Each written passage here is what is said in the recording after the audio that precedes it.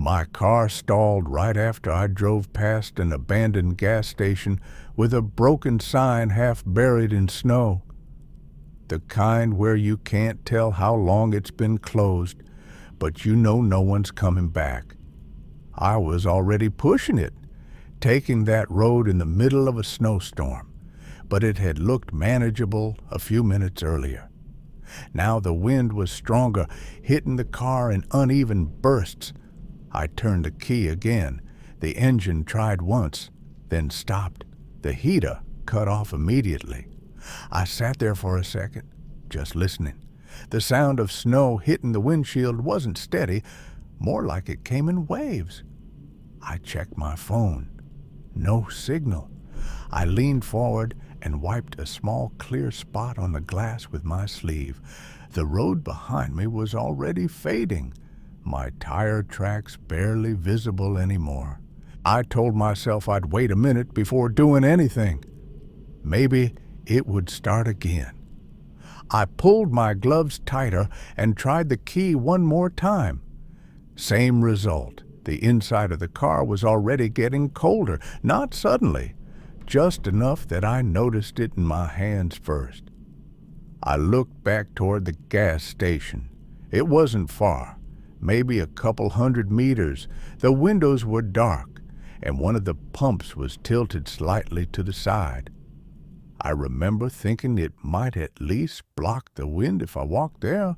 I kept looking at it, trying to decide. That's when something shifted near the building. At first, I thought it was just snow blowing differently in that spot. It didn't move like everything else, though, more controlled. I leaned closer, wiping the glass again. There was a darker shape near the wall. It stopped, then moved again, slow, but not random. I stayed still, watching it longer than I meant to. I tried to tell myself it was just something loose, maybe a piece of tarp or debris, but it kept changing position in a straight line. That part didn't fit. I checked my mirrors again. Nothing behind me, no lights, no movement, just white. I looked back at the building. The shape was closer to the edge now, not much, but enough that I didn't have to search for it anymore. I noticed I had stopped blinking as much, just staring, waiting for it to move again. When it did, it was clearer. Not something blowing around. It was a person, head down, moving slowly toward the road. I sat back slightly without thinking. The car felt smaller all of a sudden. I reached for the door handle, then stopped halfway. If I got out, I'd be walking straight into that. If I stayed, I was stuck here. I looked down at my phone again, even though I knew it wouldn't change. No signal. When I looked back up, they were already at the edge of the road. I hadn't seen them cover that distance. They stopped there for a moment, then slowly lifted their head. I couldn't see their face clearly through the snow, but I knew they were looking at the car. At me.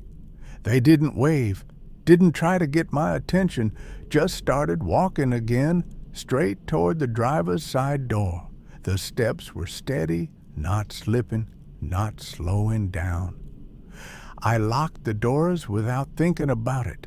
When they reached the car, they didn't knock, didn't say anything. They just reached for the handle and pulled. The handle didn't move at first. Then they pulled again, harder. The whole door shifted slightly. I could feel it through the frame. That wasn't just testing anymore. They were trying to get it open. I hit the lock again, even though it was already down. The handle jerked once more, harder this time.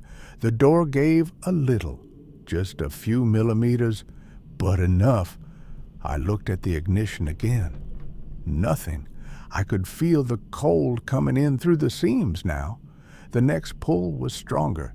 The frame creaked. I didn't think about it anymore.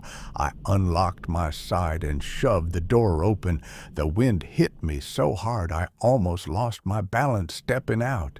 I slipped immediately, my foot sliding on packed snow, and caught myself on the side of the car.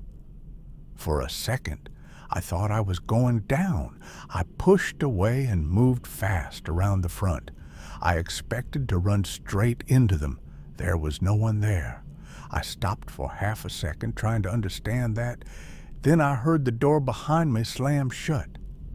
Not mine, the other one. I turned. The car was empty. Both doors closed. No one standing there. No one in the road. The wind picked up again, throwing snow across everything. I didn't wait this time. I started running toward the gas station. Not steady, not controlled. I slipped twice, nearly went down once, hands hitting the snow hard enough that I felt it through my gloves. I got back up and kept going. I didn't look behind me until I reached the edge of the lot, and when I did, I saw something move near the car. Not where the doors were, lower, like it was already on the ground. Then it disappeared again in the snow. I ran the rest of the way without stopping. The door to the station was locked. I hit it anyway, hard enough that it rattled. No lights came on inside. I turned around, breathing hard, trying to see the road again. For a second, there was nothing. Then I saw it, closer now, moving straight toward me through the snow, and I was no longer between it and the car. I stayed there for a second, trying to decide if I should run again or go back to the car. The wind made it hard to hear anything clearly, but I could still make out movement. Slow, steady, coming closer. I looked at the station door again, still locked. No light inside. Nothing to suggest anyone had been there recently. I hit it once more, harder, then stopped. If I stayed there, I was trapped. If I ran, I had nowhere to go. I turned back toward the road. The car was barely visible now, just a darker shape in the snow, and something moving next to it. Lower again, not upright. I couldn't tell what it was doing, only that it wasn't where I had seen it before. That meant it was getting closer. I stepped back without realizing it.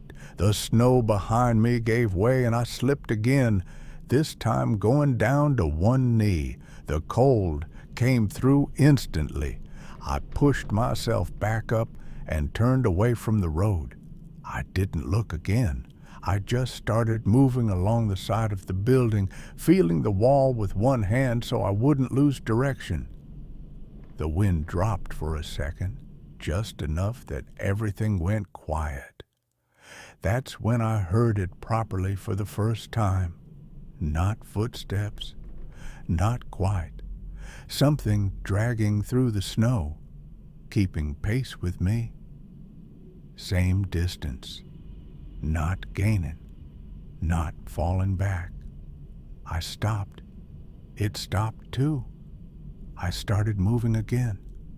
So did it. I didn't check anymore after that. I just kept going along the wall until I reached the back of the building. There was a door there, half buried in snow. I grabbed the handle and pulled. It didn't move at first. Then suddenly it gave way. I slipped inside and pushed it shut behind me. Everything went dark. I stood there, breathing hard, listening. For a moment, there was nothing. Then I heard something hit the door from the outside. Not hard, just once, like it knew exactly where I was. I stayed there in the dark for a second, trying not to move. The air inside was colder than I expected, like the place hadn't been sealed properly. I kept my hand on the door, holding it shut without really knowing why. Nothing happened at first. No second hit, No sound outside, just the wind again, moving around the building. I told myself it might have been something loose hitting the door. Metal, maybe, or snow shifting. I waited a little longer, then I slowly took my hand off the handle. The door didn't move. I stepped back, letting my eyes adjust.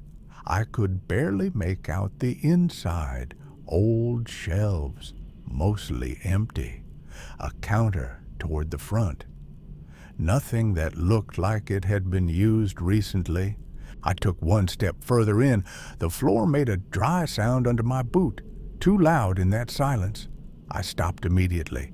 Then I heard it again. Not outside. Somewhere deeper in the building, closer than it should have been. I turned slowly, trying to see into the dark. Nothing at first. Then something shifted, low to the ground, not far away. I stepped back without thinking and hit the door behind me with my shoulder. It moved slightly. The sound stopped immediately.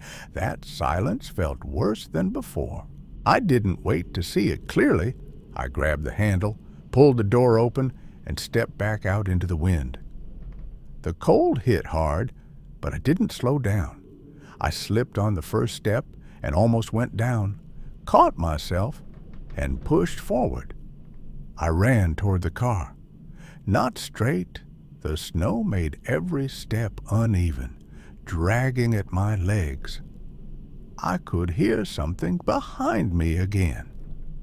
Not fast, but moving, keeping up. I didn't turn around this time. I reached the car and grabbed the handle. Locked. For a second, I just stared at it. Then I realized I had never unlocked it after I ran. I fumbled with the keys, hands stiff from the cold. The sound behind me got closer. I hit the unlock, yanked the door open, and fell into the seat. I slammed it shut and turned the key immediately. The engine struggled once, stopped. I tried again. This time it caught. Barely. I didn't wait. I hit the gas and the wheels spun for a second before gripping. The car lurched forward. I looked up just as something moved through the headlights, too close to the front of the car, then gone. I didn't slow down. I stayed on that road until I reached the main highway. There were lights again, other cars. I didn't stop until I was miles away. Later, I checked the car. There were marks on the passenger side door, low, dragged across the metal, like something had been trying to get in from the outside or from underneath.